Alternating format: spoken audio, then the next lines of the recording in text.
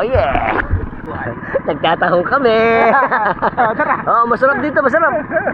Kaso, mayroon dito kasi mamaya niya mainit na eh. Ito po pala, pagdating sa Nabotas, meron palang mga kumukuha din sa amin ni Kuya Andoy. Mga dadalhin daw to sa bandang Lawag, sa bandang Apari, sa iba-ibang lugar pa sa norte. Kaya ito, napakaganda nito dahil yung palang na ibang nakakabili sa inyo. Sa bandang norte, dito nang gagaling sa amin sa coastal ng Manila Bay. Very good. Magpapasalamat ko na kay Kuya sa pagpapatuloy sa amin at pagpapakita ng ating ginagawang tahungan. Kuya, salamat. Idol, thank you. At sa inyo ang aming vlog. Right. Okay.